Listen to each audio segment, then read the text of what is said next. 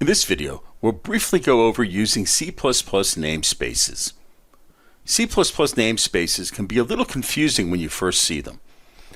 As our C++ programs become more and more complex, our programs become a combination of our own code, the C++ standard libraries and their code, and libraries from third-party developers and their code.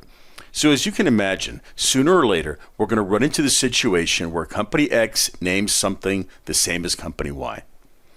When we use that name in our program, the C++ compiler doesn't know which one to use, so we have something called the naming conflict. For example, suppose another library that we're using has defined a name called cout. Well, that's a big problem, right? Because now C++ doesn't know which cout to use.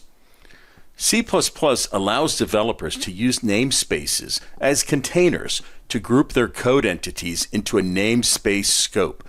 That means that I could create a namespace called Frank, and I could define cout within that namespace. Now, if a programmer wanted to use my version of cout, all they had to do is say Frank : cout.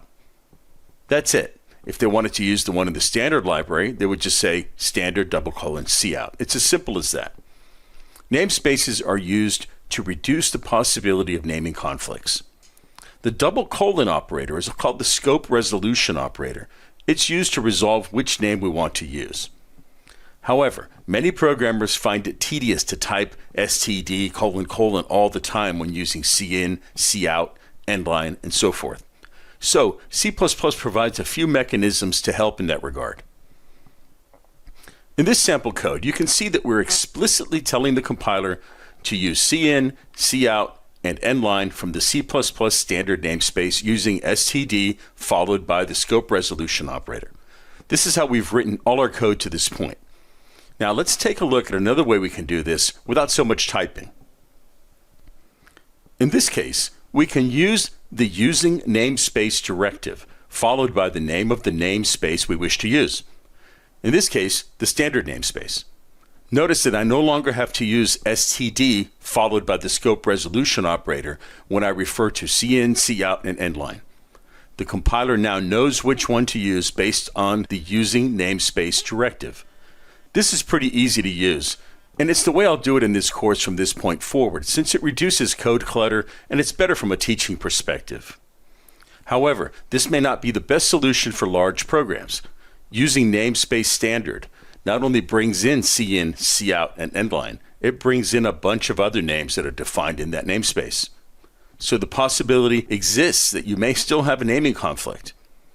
C++ provides another variant of the using namespace directive. Let's take a look at that. In this case, we have a qualified using namespace variant in which we tell the compiler exactly the names I want to use from a specific namespace. In this case, you can see I'm using 3 using directives, each qualified for a specific name in a specific namespace. The advantage of this approach is that we can still use cin, cout, and endline in our code without the namespace and scope resolution operator. And we're not getting any other names from the C++ standard namespace. For the examples in this course, you can use the namespace standard directive from the previous slides with no problem, but keep in mind that it may not be the best practice in larger programs. That wraps up namespaces. In the next video, we'll take a quick look at basic I/O with cin and cout.